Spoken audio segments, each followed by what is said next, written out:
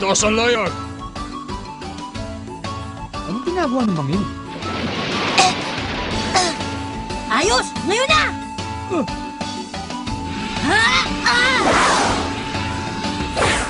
Kumapit ka sa akin!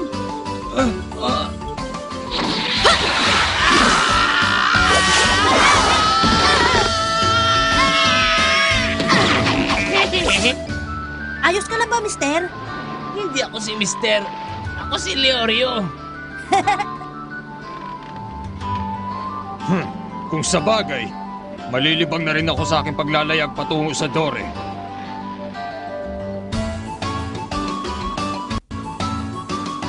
Paalam, Whale Island.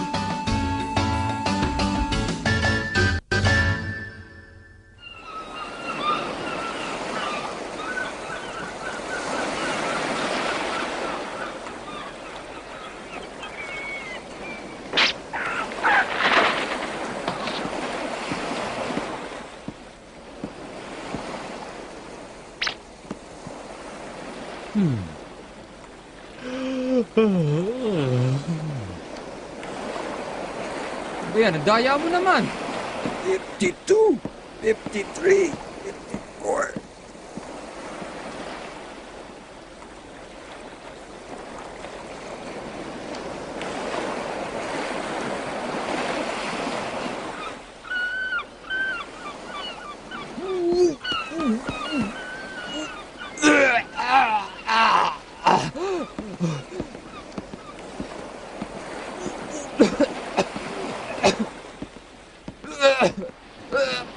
Di ako makapaniwalang tulad niya ay madaling mahilo. Nakakahiya naman. Madalas na mangyari yan. Siguradong bago pa siya makarating sa isla ng Dore, butot balat na lamang siya. Dahil wala na siyang maisusuka.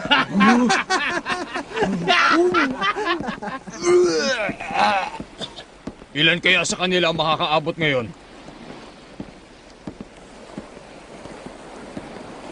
Sa tingin ko sa kanila, ang may kakayahan lamang ay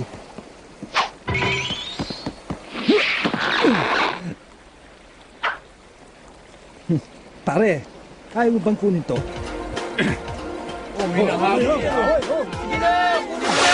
Kahiyaan niya, pwede mo pa yan.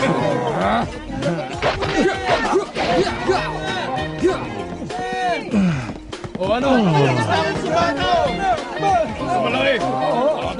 Bata ho!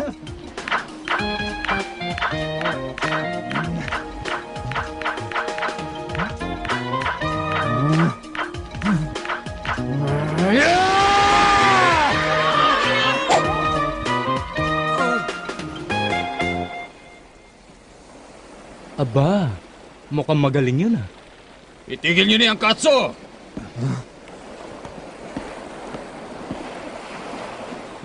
Ha? Tumalon ka! Ang sinabi ko'y umalis ka sa aking barko! Ah, hindi maaari!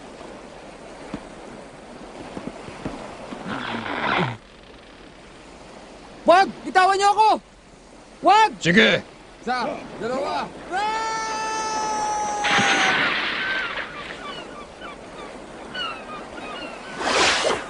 Dahil nandito kayo sa aking barko, dapat kayong sumunod sa lahat ng sasabihin ko! Ang sino man sumuway sa aking kagustuhan ay itatapo ko sa dagat! Maliwanag ba yan? Nagbabayad naman kami dito ah. Nakahuli ako!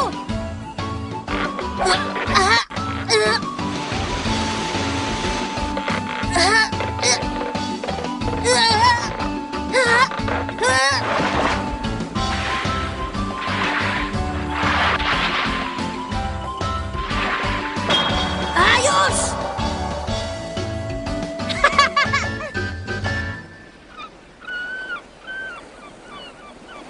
Aba, bata, mukhang malaki ang nahuli mo ah. At hindi lang yun, ang isdang flying bonito ay espesyal at bihirang-bihirang mahuli.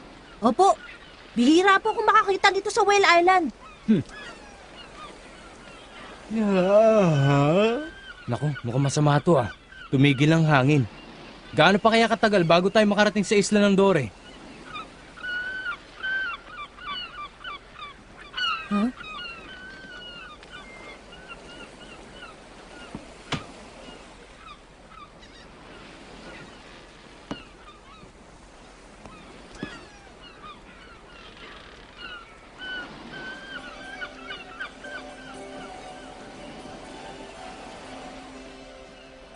Delikado. May parating na bagyo. Huwag ka magbiro. Payapang ang dagat eh. Ang hangin migmig. At nagbabago ang alon. Nag-uusap din ang mga ibon. Ang mga ibon? Haha, huwag mo sabing naintindihan mo rin sila. Oo, kaya lang hindi masyado. Niloloko mo ba ako?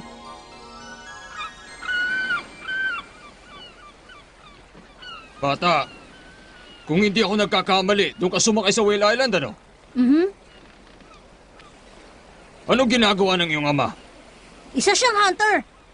Sa litrato ko lamang siya nakita pero nire-respeto ko siya. Ganun pala, ha? Ang iyong ama ay isa ring hunter?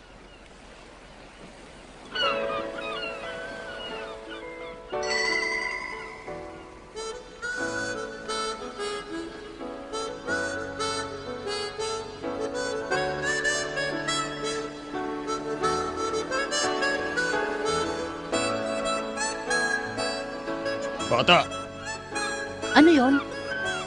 gaano kalakas ang bagyo? At kailan to darating? Sabi po ng mga ibon ay masyadong malakas ang bagyo. Sa bilis nitong barko, mga 2 oras.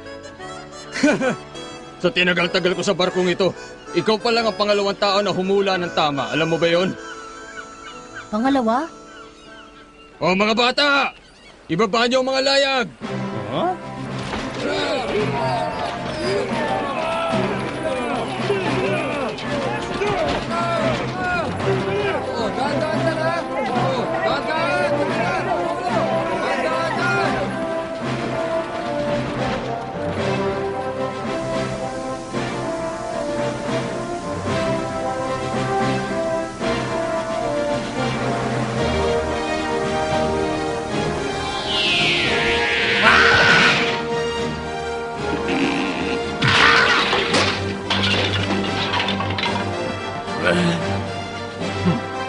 Ano ka ba?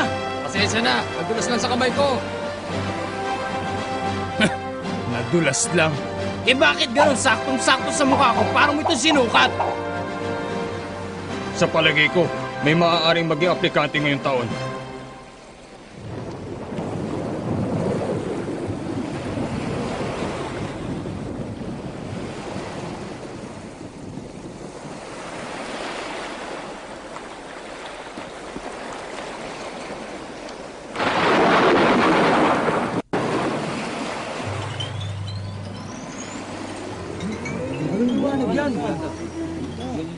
Yan ang tinatawag na will-o'-the-wisp. ano po yung will-o'-the-wisp? Yan ay dahil sa radiation na lumulutang sa matataas na lugar dahil sa biglang pagtakas ng static electricity. Nangyayari yan kapag lumalabas ang ulap na nagdadala ng kidlat. Ganun ba? Ay, salamat. Sa wakas, nagsalita ka na rin. Mabuti na lang at meron tayo ditong walking encyclopedia. Sa aming mga mandaragat, may kasabihan na kung sino raw makakita ng will-o'-the-wisp ay hindi na makakauwi ng buhay. Ba? Heh, bago sa pandinig ko yun ah. Parating na ang malakas na bagyo.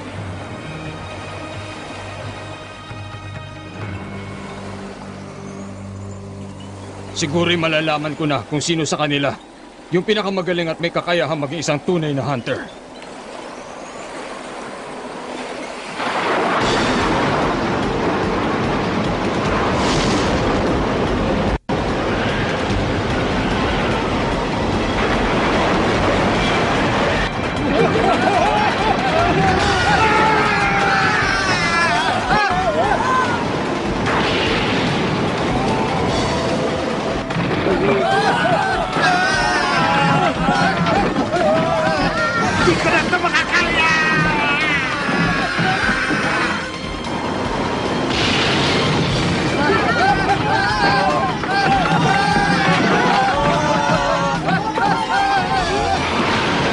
Malakas ang alon dahil sa nagwawalang panahon.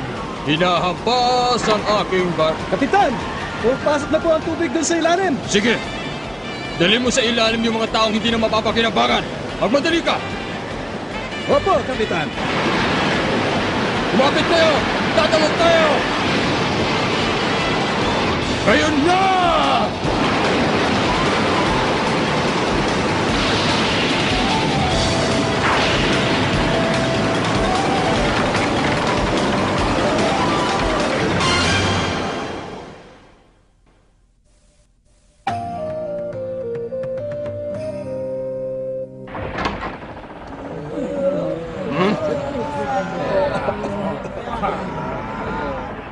Nakakahiya. Tingnan nyo nga ang mga sarili nyo. Ang lakas na loob nyo sumubok sa hunter test. Eto, uminom ka muna. Tapos kagatin mo to. Gaganda pakiramdam mo.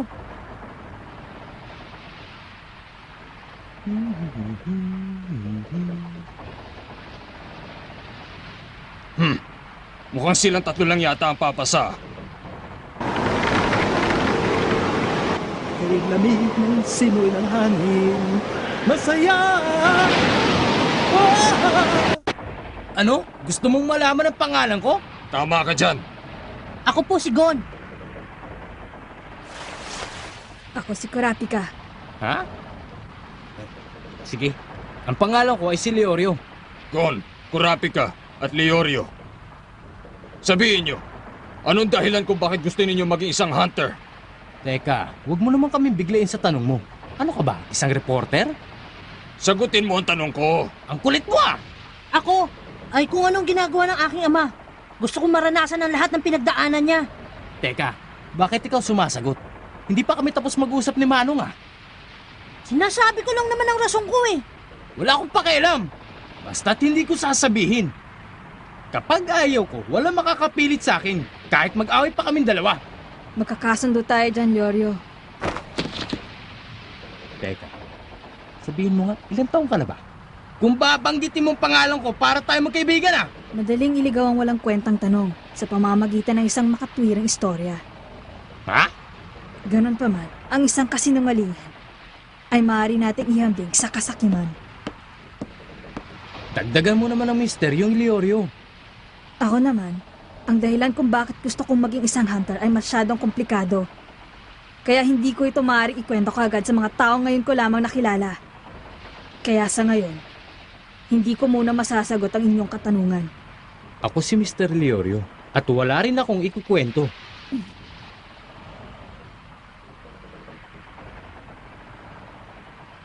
Kung hindi ka rin magsasalita, mabuti pang umalis ka na lang sa aking barko. Ha? Hindi mo pa rin naiintindihan? Ang hunter test ay nagsimula na. Nag-umpisa yun buhat nung sumakay kayo sa barkong ito. Ha? Ang Hunter Association. Dapat ninyong malaman na napakaraming tao ang gusto makakuha ng hunter license. Kaya lamang, sa sobrang dami nila, hindi na sila makayanang bigyan ng pagsusulit. Kaya ang mga katulad namin ay binabayaran para sa laing mabuti ang mga aplikante. Ang lahat na may huhulog sa barko at hindi makakatagal ay inuulat namin sa mga huwes. Kaya kahit makarating sila sa pagdarahusan ng hunter test, ay hindi pa rin sila makakasali. Ibig sabihin nito na kung makakakuha kayo ng pagsusulit o hindi ay depende sa aking desisyon. Kaya mas mabuti kung sasagutin niyo ako na maayos. Maliwanag ba? Kung ganun, wala naman pala akong magagawa eh. Ang tanging dahilan kung bakit gusto kong maging hunter ay... Ako na lang ang natira sa tribo ng Kuruta. Teka, ano ba? Ako naman kukwento eh. Ang uri ng hunter na gusto kong maging ay yung nanghuhuli ng mga may patong sa ulo. Ang Blacklist Hunter. Sa anong dahilan? 4 na taon, naubos na ang lahat ng aking mga kasamahan. Ang may gawa nito ay ang grupo ng pirata na Gene Ryodan. Gusto kong maging hunter para mahuli ang mga yon. Bata, gusto mo talaga maging hunter? Ang lahat ng miyembro ng Gene Ryodan ay may pinakamataas na patong sa ulo. Kahit na sinong bounty hunter ay tumatanggi. Baka mapahama ka lang. Hindi ako takot mamatay. Ang ikinatatakot ko ay ang sandaling pumanaw ang galit sa aking isip at damdamin. Kung gusto mong gumanti, hindi mo na dapat gawing dahilan yan. Dapat ay pinupuntahan mo na sila. Hindi mo na kailangang maging hunter. Yun na yata ang pinakamahinang suwestyon na narinig ko. Ito lang ang masasabi ko sa'yo. Maraming lugar at maraming piraso ng impormasyon ang maibibigay ng Hunter Association. Leorio, Mr. Leorio ay tawag mo sa akin! Sige, ang sayo naman, Mr. Leorio. Ang sa akin? Mahirap sagutin ang katanungan mo. Pero ang sasabihin ko sa inyo ay ang tanging katotohanan lamang. Pera! Kapag hunter na ako, marami na akong pera. Kung marami akong pera, makukuha ko ang lahat. Malaking mansyon, magarang kotse, mamahaling alak, at mga babae! hindi lamang ang mga yan ang importante, Leorio. Ha?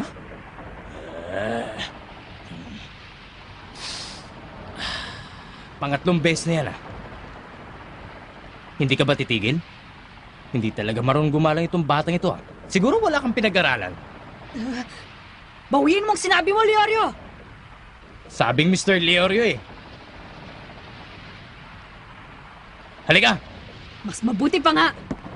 Huh? Teka! Sandali! Hindi pa ako tapos magtanong sa inyo! Huwag kayong umalis! Hayaan niyo sila. Hmm? Kung gusto mong makilala ang isang tao, dapat alamin mong lahat tungkol sa kanya, pati ang kanya ikinagagalit. Hindi mo makakalimutan ang mga salitang yan mula sa aking tiya Mito. Para sa akin, kaya sila nagagalit ay may kanya-kanya silang dahilan at dapat nila itong mailabas. Kaya huwag mo silang pigilan. Ano? Sigurado ko bang may karoon ng pitak ang labor? Oo, kailangan natin maayos to agad. Kung babawiin mo ang sinabi mo, pagbibigyan kita, Leorio! Humingi ka muna ng tawad, Kurapika! Wala akong balak na pagbigyan ka!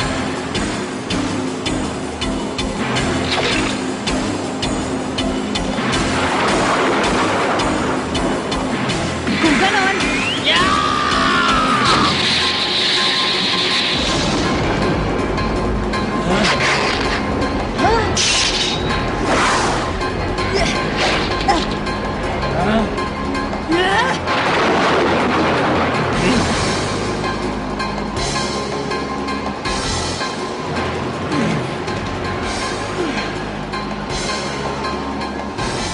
Medyo mabilis ka rin pala. ikaw ulit! Yeah!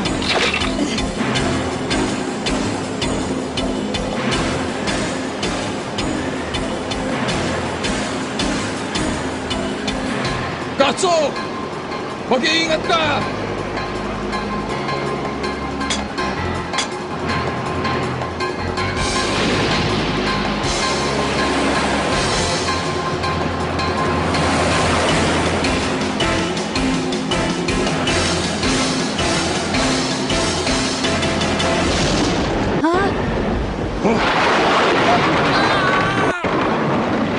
Katso!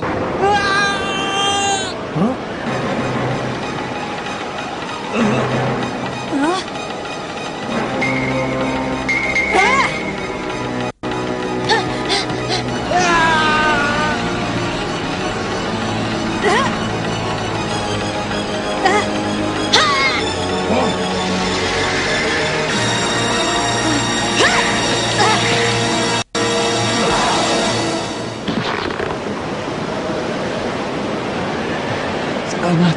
Sinagip niyo ang buhay ko.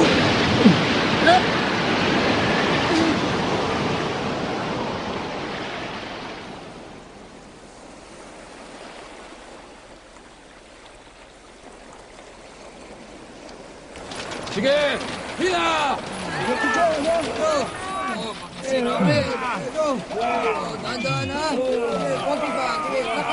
Bon, ikaw talaga. Bakit mo naman naisipang gawin yun? Hindi ka marunong mag-ingat. Kung hindi ka namin nahawakan, nasisiguro kung nilamong ka na ng dagat kagabi. Pero, inabutan niyo naman ako, di ba? Ha? Teka, ano ba nangyari sa laban? Sa laban? Oo nga pala, nakalimutan ko na yun Gusto ko nga palang humingi ng paumanhin sa iyo, Leorio. Mr. Leorio nga pala. Masyado ka naman formal. Tawagin mo nila akong Leorio, Kurapika. Patawa din Binabawi ko yung sinabi ko sa iyo kagabi. Tungkol sa yung tribo.